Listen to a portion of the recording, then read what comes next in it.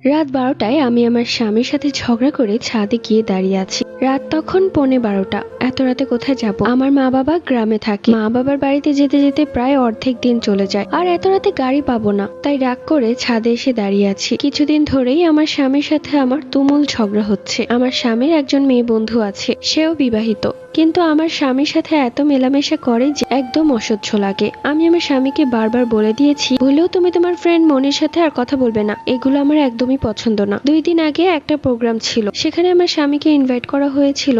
আমি খুব জোর করেই তার সাথে গিয়েছিলাম। সে আমাকে নিতে চায়নি। বেশ বড়সড় একটা প্রোগ্রাম হচ্ছিল, আর সেই মেয়েটাও ছিল ওখানে। কি যে ঢং! হাসতে হাসতে আমার স্বামীর গায়ের উপর পড়ে যায়। আমি দাঁড়িয়ে দেখছিলাম আর শরীর জ্বলে যাচ্ছিল। আমার স্বামীও বেশ হাসাহাসি করছে তার সাথে। এগুলো কি কোনো বউ সহ্য করতে পারবে? তখনই আমার স্বামীকে বললাম, আমার প্রচন্ড মাথা ব্যথা করছে, এখনই চলো। মেয়েটা এতটাই অসভ্য যে আমাকে বলছিল তুমি একাই চলে যাও, রাকিব থাক। এই কথা শুনে আমি আমার স্বামীর দিকে রাগান্বিত চোখে তাকালাম। ও আমার রাগটা বুঝতে পেরে কিছু একটা সান্ত্বনা দিয়ে সেখান থেকে বেরিয়ে এলাম। বাসায় আসার পর আমার স্বামী আমার সাথে তুমুল ঝগড়া শুরু করে দিল, অথচ ঝগড়া করার কথা আমার। সে আমাকে বারবার বলছে, এতদিন পর ওর সাথে দেখা, একটু কথাও বলতে পারলাম না ভালো করে। তোমার কোনো মাথা ব্যথা নেই, ইচ্ছে করে আমাকে নিয়ে এসেছো। আমিও খুব ঝগড়া করি তার সাথে। এরপর থেকে তার সাথে আমার প্রায় ঝগড়া হতো। মেয়েটা এতটাই অসভ্য যে আমার স্বামীর ফোনে কিসব SMS পাঠায়। সহ্যের একটা সীমা থাকে। একদিন সেই মেয়েটাকে ফোন করলাম আর বললাম, আপনি যে বাড়াবাড়িগুলো করছেন আমার একদমই ভালো লাগছে না।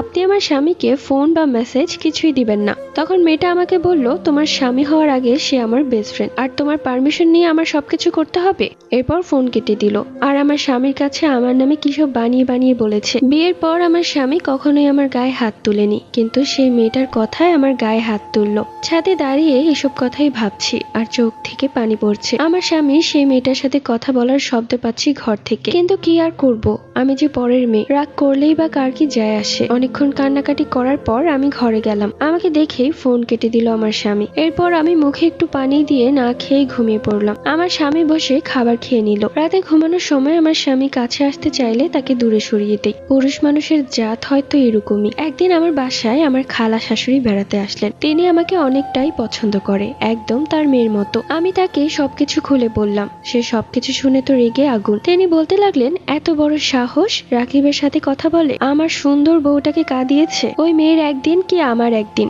তুমি ওই মেয়ের নাম্বারটা আমাকে দাও। আমিও সেই মেয়ের নাম্বারটা আমার খালা শাশুড়িকে দিয়ে দিলাম। আমার খালা শাশুড়ি মেয়েটাকে ফোন করলো। ২ বার রিং বাজার পর সে ফোন ধরলো। আমার খালা শাশুড়ি তখন সেই মেয়ের পেট থেকে কথা বের করানোর চেষ্টা করলো। প্রথমে সেই মেয়েটা সালাম দিল। খালা শাশুড়ি সালামের উত্তর দিলেন। এরপর খালা শাশুড়ি বলতে শুরু করলেন, তুমি রাকিবকে কবে থেকে চিনো? পরবর্তী গল্প পার্ট 2।